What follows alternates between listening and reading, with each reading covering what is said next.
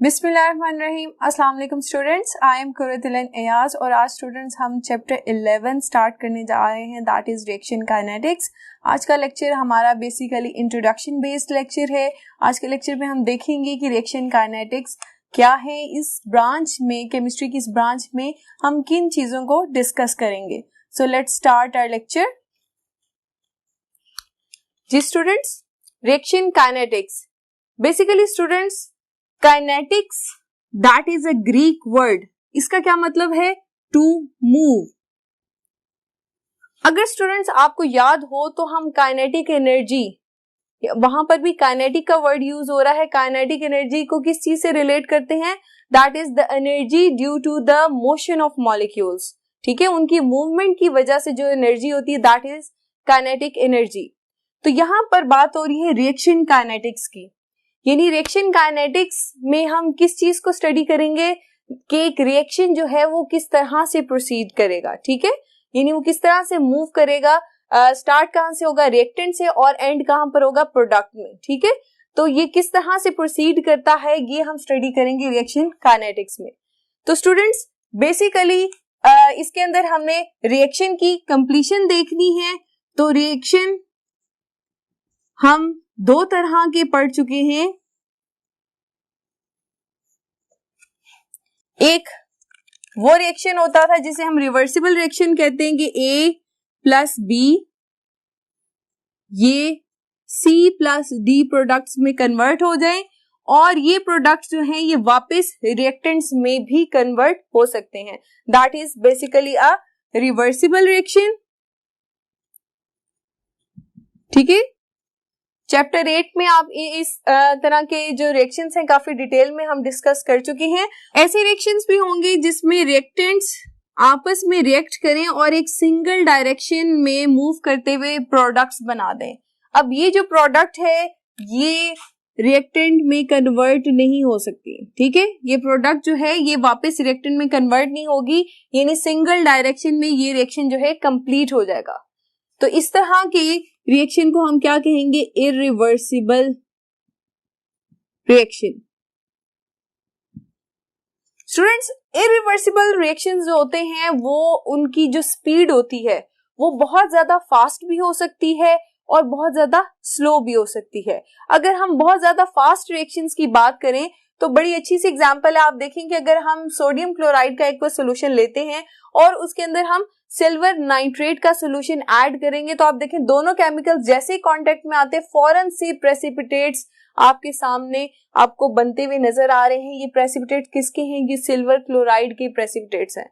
यानी विद आप कह लें कि सेकंड्स के अंदर ये रिएक्शन हुआ है, बिल्कुल टाइम नहीं लगा। जैसे ही दो केमिकल्स कांटेक्ट में आए हैं तो फौरन से हमारे पास व्हाइट कलर के प्रेसिपिटेट्स अपीयर हुए हैं, that is of silver chloride.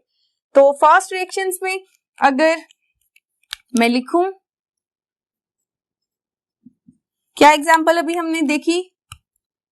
Silver nitrate and sodium chloride, ये एक्वस फॉर्म में थे और प्रोडक्ट में हमारे पास क्या आया? सिल्वर क्लोराइड सॉलिड फॉर्म में, इसके व्हाइट प्रेसिपिटेट्स थे, और सोडियम नाइट्रेट ये सॉल्यूशन फॉर्म में ही होगा। ठीक है, तो ये रिएक्शन था जो कि बहुत ज्यादा फास्ट था। अब स्टूडेंट्स हम इस तरह की भी रिएक्शंस होते हैं जिनकी स्पीड इतनी ज्यादा नहीं होती, यानी वो आप कह लेंगे कुछ टाइम कंज्यूम करते हैं ताकि प्रोडक्ट्स बन सकें।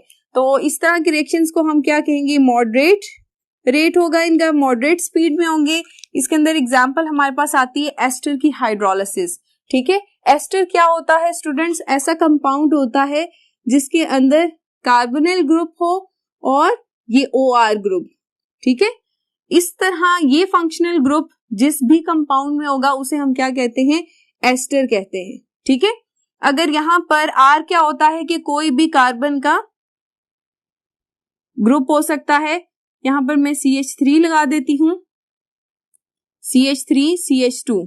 ठीक है, अब ये एक एस्टर है, इसकी हम हाइड्रोलिसिस करवाते हैं, यानी वाटर से लाइसिस को क्या कहते हैं? हाइड्रोलिसिस कहते हैं। वाटर को जब हम एक्सेस में लेंगे तो फिर ये किस में कन्वर्ट हो जाता है? एसिड और अल्कोहल में। ठीक है, CH3OH ये क्या बन गई, अल्कोहल। और दूसरा हमारे पास इसका प्रोडक्ट क्या आता है, that is acid, CH3CH2 C double bond OH, that is an acid, carboxylic acid है। ठीक है, अब ये जो रिएक्शन होता है इसको कुछ टाइम लगता है। ठीक है, यानी आप कह लें कि 30 मिनट्स या 1 आवर के अंदर ये रिएक्शन कंप्लीट होगा, यानी कंप्लीट हाइड्रोलिसिस हो जाएगी एस्टर की इनटू अल्कोहल एंड एसिड। ठीक है, तो क्योंकि इस रिएक्शन को कुछ टाइम लगा, कुछ वक्त लगा, तो हमने इसको क्या कहा कि इसकी जो स्पीड थी वो क्या है, मॉडरेट है। ठीक है, और इसी तरह से स्टूडेंट्स कुछ ऐसे रिएक्शंस भी हैं जो कि सिर्फ मिनट्स नहीं लेते या घंटे उनको नहीं लगते कंप्लीट होने के लिए, बल्कि उनको महीने भी लग सकते हैं और कई दफा साल भी लगते हैं। उसमें एग्जांपल देखते हैं, वेरी स्लो रिएक्शंस आ जाएंगे, वेरी स्लो रिएक्शंस में स्टूडेंट्स आपके पास एग्जांपल आती है रस्टिंग ऑफ आयरन। स्टूडेंट्स आपके सामने ये जंग आलूद ट्रेन है। अब आप मुझे बताएं कि क्या इस ट्रेन को जो जंग लगा है ये कुछ सेकंड्स में जंग लग गया है, यानी अपनी ओरिजिनल कंडीशन से इस कंडीशन में आने में इसे कितना टाइम लगा है? जाहिर सी बात है सेकंड्स तो नहीं लगे, रिएक्शन फास्ट नहीं था। क्या इसे कुछ घंटे लगे हैं कि ये इस कंडीशन में आ गई है?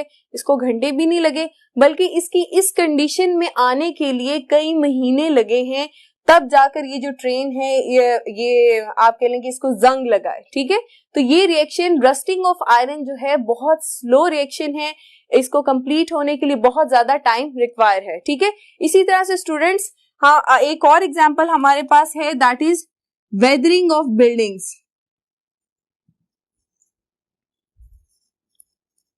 बिल्डिंग्स। ठीक है, जिस पे स्टोन वर्क हुआ होता है और वो एसिड रेन की वजह से आप देख सकते हैं कि जो बिल्डिंग्स के ऊपर जो स्टोन वर्क होता है वो एसिड रेन की वजह से खराब हो जाता है।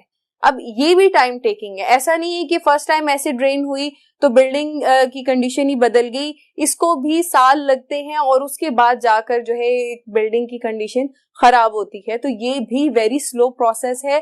तो स्टूडेंट्स इस तरह से हमने देखा कि डिफरेंट स्पीड के साथ रिएक्शंस प्रोसीड करते हैं।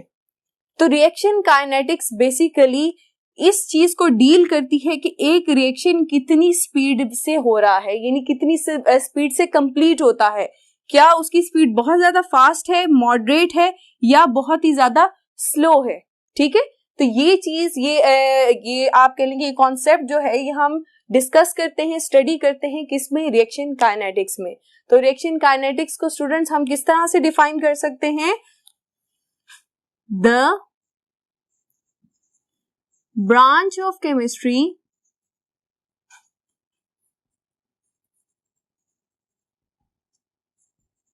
which deals with the rate of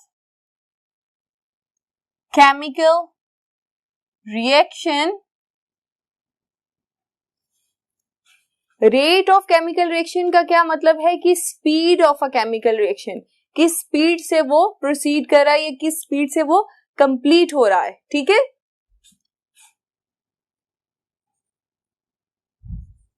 factors that effect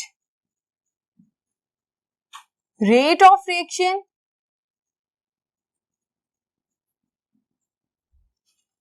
and the mechanism of reaction is called reaction kinetics.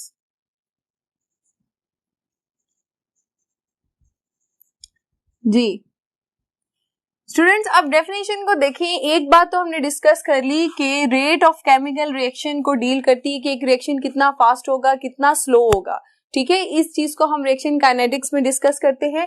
साथ वो एक और चीज आपको बता रहे हैं, factors that affect the rate of reaction. यानी कि वो कौन से फैक्टर्स हैं जिसकी वजह से रिएक्शन की स्पीड जो है वो इफेक्ट हो सकती है।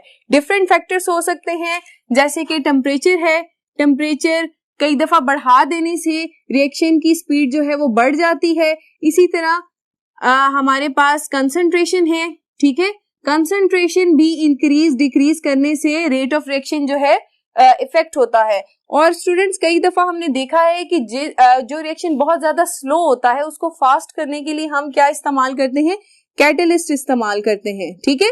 और प्रेशर भी एक फैक्टर है जिसकी मदद से रेट ऑफ रिएक्शन जो है उसे चेंज किया जा सकता है, कि अगर रिएक्शन स्लो है तो उसे फास्ट करने के लिए हम प्रेशर कम या ज्यादा कर सकते हैं। तो इसका मतलब है कि रिएक्शन काइनेटिक्स में हम उन फैक्टर्स को भी स्टडी करते हैं जिसकी वजह से रेट ऑफ रिएक्शन जो है इफेक्ट हो सकता है। तीसरी बात, द मैकेनिज्म ऑफ रिएक्शन। इसका मतलब है कि किस तरह से एक रिएक्शन जो है, या आप कह लें कि रिएक्टेंट्स किस तरह से प्रोडक्ट्स में चेंज हो रहे हैं, क्या मैकेनिज्म फॉलो किया जा रहा है, कौन से स्टेप्स इन्वॉल्व होते हैं जिसके बाद एक रिएक्टेंट जो है वो प्रोडक्ट में चेंज हो जाता है। यानी बज़ाहिर तो हमें देखने में लगता है कि A प्लस बी और इज कन्वर्टेड इनटू AB, कि ये एक सिंगल स्टेप रिएक्शन होगा कि A और B आपस में कोलाइड किए और उन्होंने प्रोडक्ट बना दिया, लेकिन ऐसा नहीं होता स्टूडेंट्स। रियलिटी में क्या होता है कि जब एक केमिकल रिएक्शन, जब एक रिएक्टेंट रिएक्ट करता है तो उसकी इस रिएक्शन के दौरान कुछ इंटरमीडिएट प्रोडक्ट भी बनते हैं, जिसके बाद फर्दर वो दूसरे रिएक्टेंट के साथ रिएक्ट करता है और फाइनल प्रोडक्ट आते हैं। किस तरह से, अगर मैं आपसे कहूं कि ए जो रिएक्टेंट है ये पहले कन्वर्ट होगा अपनी आयनिक स्टेट में, यानी ये इंटरमीडिएट प्रोडक्ट है। अब ये जो आयनिक स्टेट है ये फर्दर सेकंड रिएक्टेंट बी के साथ रिएक्ट करेगी और फिर बनाएगी प्रोडक्ट। तो ये क्या हुआ, इस रिएक्शन का मैकेनिज्म हुआ कि ये एक स्टेप में रिएक्शन नहीं हो रहा, ये 2 स्टेप में रिएक्शन हो रहा है। और स्टूडेंट्स ये बात भी इंपॉर्टेंट है कि ये जो 2 स्टेप्स हैं इनके अंदर एक जो स्टेप होता है उसको ज्यादा टाइम लगता है। किस तरह से, अगर मैं बात करूं कि रिएक्टेंट को, या हमारा जो ए रिएक्टेंट है इसको इसकी आयनिक फॉर्म में कन्वर्ट होने के लिए ज्यादा टाइम चाहिए होता है। जब ये आयनिक फॉर्म में कन्वर्ट हो जाएगा तो आपको पता है ना, आयनिक स्पीशी बहुत ज्यादा रिएक्टिव होती है, तो फिर वो बड़ी आसानी के साथ, तेजी के साथ बी के साथ रिएक्ट करके within no time product बन जाएगी। तो इट्स मीन कि मैकेनिज्म में हम ये भी स्टडी करते हैं कि वो कौन सा स्टेप है जो कि स्लो स्टेप है, ठीक है, टाइम टेकिंग स्टेप है। अगर मैं आपसे बात इस तरह से समझाऊं कि अगर मैं कहूं कि ये जो टोटल रिएक्शन है इसका ड्यूरेशन क्या था, 60 मिनट्स, जब हमने देखा कि ये रिएक्शन प्रोसीड कितने टाइम में किया, 60 मिनट में। लेकिन फर्दर स्टडी करने पे पता चला कि जो फर्स्ट स्टेप है इसने कितना टाइम लिया, से 55 मिनट्स जो थे वो लगे कि ए रिएक्टेंट जो है वो अपनी आयनिक फॉर्म में कन्वर्ट हुआ। जस्ट एन एग्जांपल, ठीक है। तो बाकी जो सेकंड स्टेप था उसको कंप्लीट होने के लिए सिर्फ और सिर्फ 5 मिनट लगे। यानी पहला step that was a slow step and second step that is very fast. Within no time जो है हमारा लास्ट स्टेप कंप्लीट हो गया। तो ऐसा स्टेप जो स्लो हो, जो ज्यादा टाइम टेकिंग हो, जिसकी मदद से हम ये बता सकें कि एक रिएक्शन का रेट क्या होगा, कि उसकी स्पीड क्या होगी, ऐसे स्टेप को हम क्या कहते हैं, that is the rate determining step. इस स्टेप को हम क्या कहेंगे, रेट डिटरमिनिंग स्टेप। अच्छा, स्लो स्टेप को ही हम रेट डिटरमिनिंग स्टेप क्यों कहते हैं, फास्ट स्टेप को क्यों नहीं कह सकते? उसकी वजह यह है कि रेट का मतलब है कि स्पीड, ठीक है, यानी ऐसा स्टेप जो आपको रिएक्शन की स्पीड का अंदाजा करा दे कि ये रिएक्शन कितनी देर में कंप्लीट हो जाएगा। तो स्लोएस्ट स्टेप को हम इसलिए कंसिडर करते हैं क्योंकि मोस्ट टाइम किस पे स्पेंड होता है, इस स्टेप पे। तो प्लस माइनस देखिए 5 मिनट्स हैं जो कि सेकंड स्टेप में लगे हैं।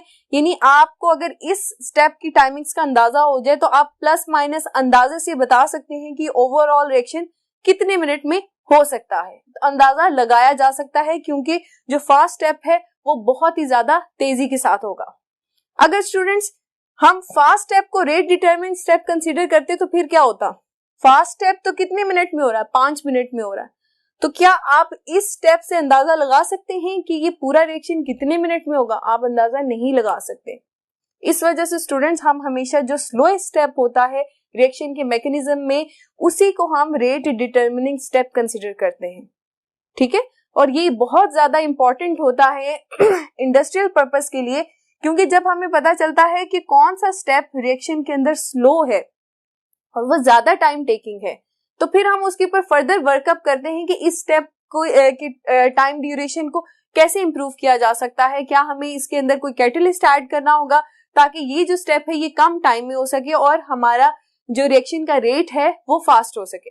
ठीक है, तो जब इंडस्ट्रियल प्रोसेसेस के हम बात करते हैं तो फिर इस चीज को जानना हमारे लिए बहुत ज्यादा जरूरी होता है, क्योंकि रेट डिटरमिनिंग स्टेप या रेट ऑफ रिएक्शन जो है फर्दर इंपॉर्टेंट होता है कि हमारे पास एक रिएक्शन की कितनी ड्यूरेशन में कंप्लीट होगा और ऑप्टिमल कंडीशन सेट करने के लिए भी जरूरी होता है ताकि हमारे पास मैक्सिमम यील्ड आ सके। अगर हम इन चीजों पे वर्कअप नहीं करेंगे तो हमारा टाइम भी जाया होता है और सोर्सेज भी जाया होंगे। ठीक है, तो इसका मतलब है कि रिएक्शन काइनेटिक्स आप देख सकते हैं किन चीजों को डील करता है, उसको समराइज करते हैं।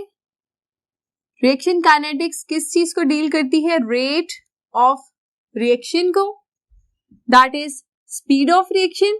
ठीक है, और सेकंड बात जो हमने अभी देखी, factors affecting rate of reaction. ठीक है, जिसमें डिफरेंट फैक्टर्स हमने देखे, टेम्परेचर, प्रेशर है, सरफेस एरिया भी आता है, कंसंट्रेशन भी है, एटसेट्रा। और थर्ड पॉइंट, मैकेनिज्म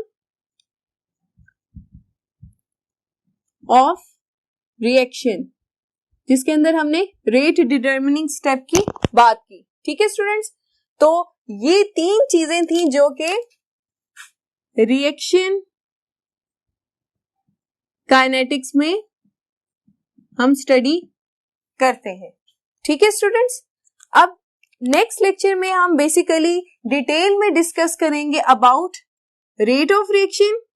ठीक है, रेट ऑफ रिएक्शन क्या है, इसको किस तरह से डिटरमिन करते हैं, और फर्दर स्टूडेंट्स इस चैप्टर में हम रेट ऑफ रिएक्शन के अलावा रेट लॉ को भी डिस्कस करेंगे और इसी तरह से हम देखेंगे कि ऑर्डर ऑफ रिएक्शन क्या होता है, हाफ लाइफ डिस्कस करेंगे और कैटालिसिस भी डिस्कस करेंगे। ठीक है, that was all about reaction kinetics. तो स्टूडेंट्स, आज का लेक्चर हम यहाँ पर खत्म करते हैं। आज के लेक्चर में हमने बेसिक चीजें देखी कि रिएक्शन काइनेटिक्स में हम किन चीजों को डिस्कस करेंगे। अपना बहुत सा ख्याल रखिए। अल्लाह हाफिज।